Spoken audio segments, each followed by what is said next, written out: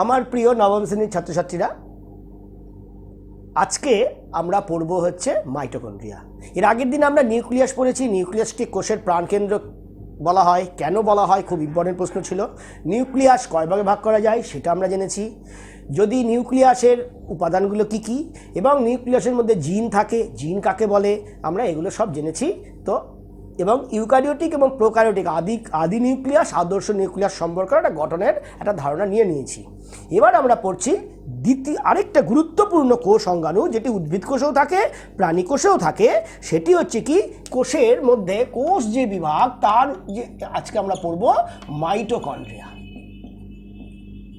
এই মাইটোকন্ড্রিয়া আমরা ক্লাস 8-এও, এই ক্লাসটা তোমরা 8-এও দেখতে পারো। 8-এর জন্যও একটু অ্যাডভান্স, যারা খুব বেশি জানতে চাও, একটু বেশি জানতে চাও, তারা এটা জানবে। এবং 9-এর জন্য প্রধানত তৈরি। এর ওপরের যেটা, সেটা 11-এর জন্য, সেটা আমরা এই ক্লাসে বলছি না। তো মাইটোকন্ড্রিয়াটা কি, এখানে প্রথম প্রশ্ন আসে। মাইটোকন্ড্রিয়াটা কোষ অঙ্গাণু। একে কি বলে? একে বলা হয় কোষের শক্তিঘর। এর প্রধান বৈশিষ্ট্য হলো একে কোষের শক্তিঘর। শক্তিঘর মানে কি? যেখানে শক্তি তৈরি হয়। তো এইবার প্রশ্ন হচ্ছে, শক্তি, কোষের শক্তিটা কিভাবে তৈরি হয়? একটা রাসায়নিক যৌগ হিসাবে তৈরি হয়, এটিপি। পরীক্ষায় এটাই প্রশ্নটাও আসে। এটিপির পুরো নাম কি? এটা মাধ্যমিকেও আসে। অ্যাডিনোসিন, এর নাম হচ্ছে অ্যাডিনোসিন ট্রাইফসফেট। কোষের মধ্যে শ্বসন প্রক্রিয়ায় খাদ্য ভেঙে খাদ্যের মধ্যস্থ শক্তির ব্যবহার করে ধীরে ধীরে কোষের ভেতর এডিপি প্লাস পিআই যুক্ত হয়ে যায়। এডিপি, অ্যাডিনোসিন ডাই, ডি দিয়ে ডাই, প্লাস পিআই যুক্ত হয়ে তৈরি করে এটিপি। এই যে বন্ধনী, আমরা 9-এ একটু বা 10-এ গিয়ে ভালো করে জানবো বন্ধন কাকে বলে। এই এডিপির সাথে পিআই এর যে বন্ধনী, সেই বন্ধনীর মধ্যেই শক্তিটা এসে আবদ্ধ হয়ে অবশেষে তৈরি করে এটিপি।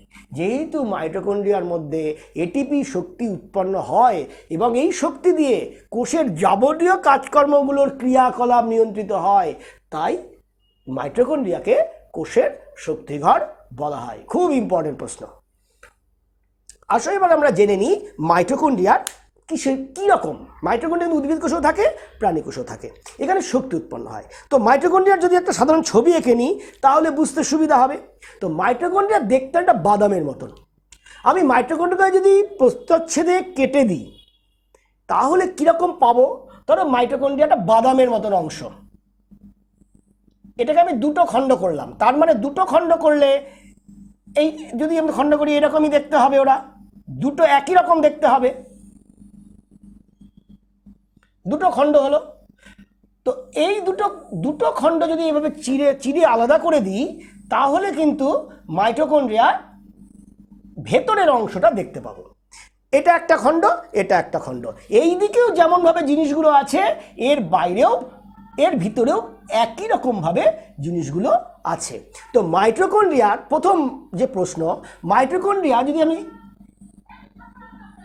লম্বালম্বি কেটে দিই দেখতে পাবো এর দুটো পর্দা, বাইরের পর্দা এবং ভেতরের পর্দা।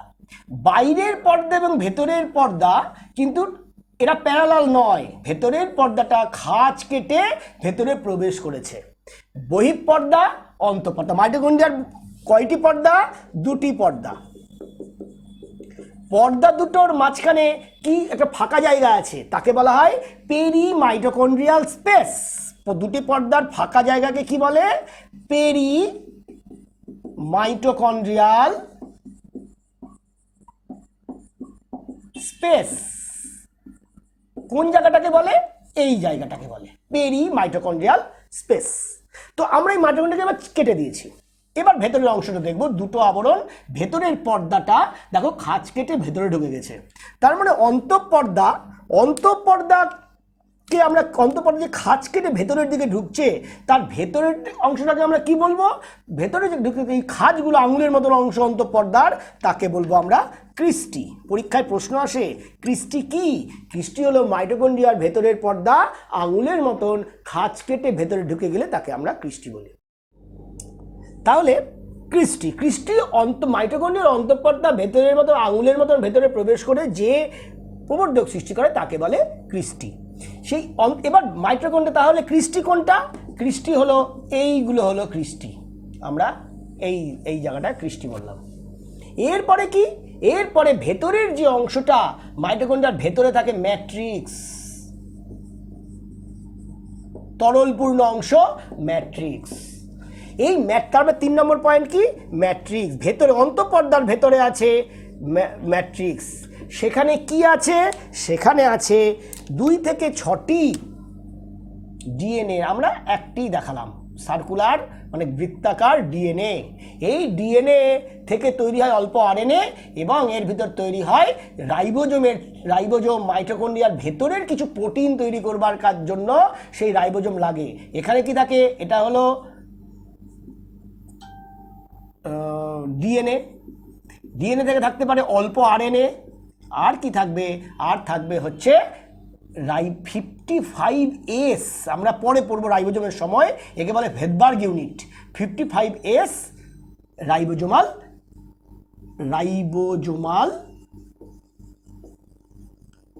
একক, এর ভেতরে এটা আছে। তবে রাইবোজোমের একক আছে, ম্যাট্রিক্স আছে। এই হলো ভেতরের গঠন। আমরা এবার যদি এইটাকে একটু ভালো করে এঁকে চিনেছি, এবার ভালো করে যদি এঁকে দেখাই তাহলে কীরকম পাবো? ধরো এইদিকে যেমন আছে, দেখো আমি চিনেছি, এদিকে আঁকলাম, ঠিক এর ভেতরে এটা এই দিকটা, এইদিকে তাই হলো। আবার দেখো এইখানে আমি একদিকে একটা আঁকি, এরকম দুটো ভাঁজ করে আঁকলাম, এগুলো হচ্ছে ক্রিস্টি। ঠিক এইদিকেও ঠিক তেমনি দেখো এইভাবে কিন্তু ক্রিস্টি তৈরি হবে। এইটার সাথে এটা জোড়া লাগে গেলে এইভাবে জোড়া লেগে যাবে। আবার যদি এই দিক থেকে যদি আমি একটা আঁকি, এই দিক থেকে একটা আঁকলাম, তাহলে এইটা কি হবে? এইটাও এইভাবে জোড়া লেগেছে। আমরা যদি এই দিক থেকে একটা এইভাবে এঁকে দেখাই, তাহলে এই দিক থেকেও একটা এরকমভাবে এঁকে আসছে, এরা জোড়া লেগেছে। এদিক থেকে একটা আঁকলাম, এদিক থেকে একটা আঁকলাম। এইগুলো কি? এইগুলো হচ্ছে ক্রিস্টি। আমরা মাইটোকন্ড্রিয়ার ভেতরে কি আছে? ভেতরে ম্যাট্রিক্সটা, আর কি আছে? ডিএনএ। আমরা ডিএনএটা দেখিয়েছি, ডিএনএ। আর কি আছে? Ribosome, 55S ribosome. এই হলো মাইটোকন্ড্রিয়া। তো মাইটোকন্ড্রিয়ার গঠন নিশ্চয়ই তোমাদের বোঝা গেল।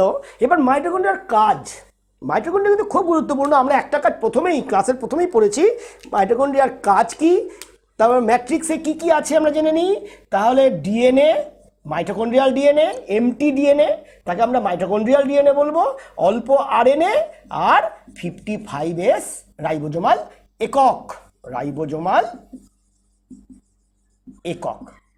এবার প্রশ্ন হচ্ছে, আরও একটা জিনিস আমরা কিন্তু অন্তঃপর্দায় পাবো।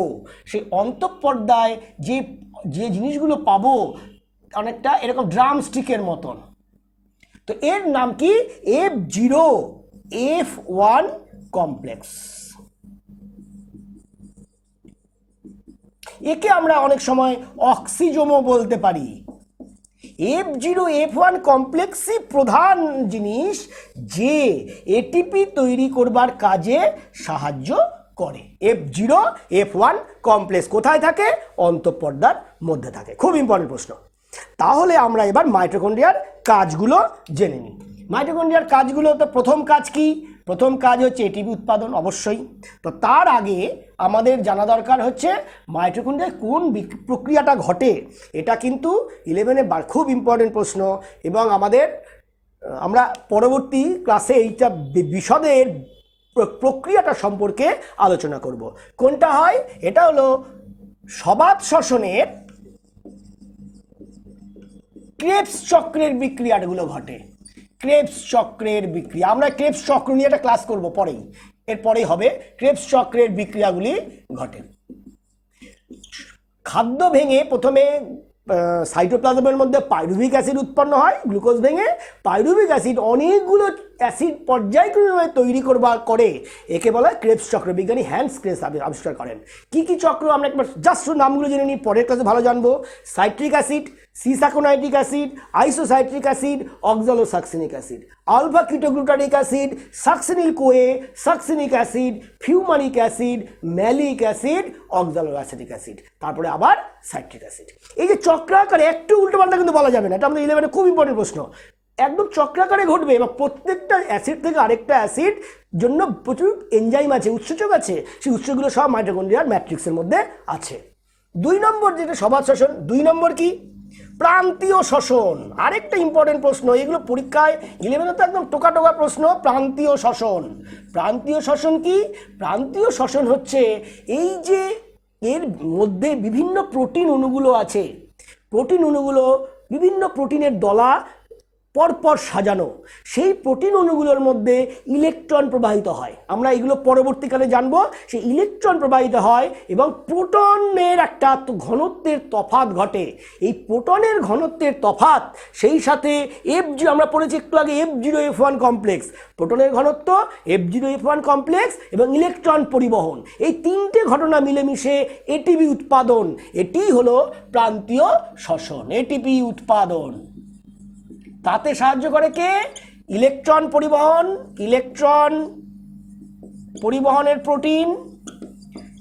আমাদের এই ক্লাসের জন্য অতটা পরিবহনের প্রোটিন একটু কঠিনই হয়ে যায়, প্রোটিন। সেই সাথে কে? সেই সাথে তৈরি হয়, এই সাথে তো হচ্ছে F0F1 কমপ্লেক্স। সবার শেষে এবার এর সাহায্যে প্রোটনের একটা ঘনত্ব আগেই তৈরি হয়েছে, এই প্রোটিনগুলো প্রোটনের ঘনত্ব তৈরি করে। সেই প্রোটনের ঘনত্ব আবার পূর্বের অবস্থায় ফিরে যেতে চায় এই কমপ্লেক্সের সাহায্যে। তখন যে শক্তি নির্গত হয়, সেই শক্তির সাহায্যে ADP প্লাস PI যুক্ত হয়ে যায়, তৈরি করে ATP। তাহলে আমাদের প্রথম প্রান্তীয় শ্বসন, সবাত শ্বসন। আর একটি কাজ আমাদের 2 নম্বর, 2টি কাজই যথেষ্ট, আর লেখার দরকার পড়ে না। ফ্যাটি অ্যাসিডের জারণ, ফ্যাটি অ্যাসিডের জারণ। ফ্যাটি অ্যাসিড কোথায় পাবো? ফ্যাটের মধ্যে পাবো। সেই ফ্যাটের মধ্যে ফ্যাটি অ্যাসিড ভেঙে তৈরি হবে অ্যাসিটাইল কোএ, অ্যাসিটাইল কোএনজাইমে। আমরা সব উঁচু ক্লাসে এগুলো জানবো। এই যে শক্তি, ফ্যাট ভেঙে ফ্যাটের ভিতর সব থেকে বেশি পরিমাণে শক্তি থাকে, সেই অ্যাসিটাইল কে উৎপন্ন হয় ফ্যাটি অ্যাসিডের beta oxidation of fatty acid, তাকে আমরা বলবো। সেই ব্যাপার বিক্রিয়াটা মাইটোকন্ড্রিয়ার মধ্যে ঘটবে। তাহলে ছাত্ররা, আমরা মাইটোকন্ড্রিয়ার গঠন, মাইটোকন্ড্রিয়ার কাজ জানলাম। এই মাইটোকন্ড্রিয়ার যে ভেতরের কাজগুলো, প্রান্তীয় শ্বসন, ক্রেবস চক্র, এইগুলো, বা তারও আগে যে গ্লাইকোলাইসিস, যেটা মাইটোকন্ড্রিয়া হয় না, সাইটোপ্লাজমে হয়, এগুলো আমরা শ্বসন, কোষীয় শ্বসন বা অন্তঃশ্বসন প্রক্রিয়ায় এগুলো একটু বিশদে তখন জেনে নেব।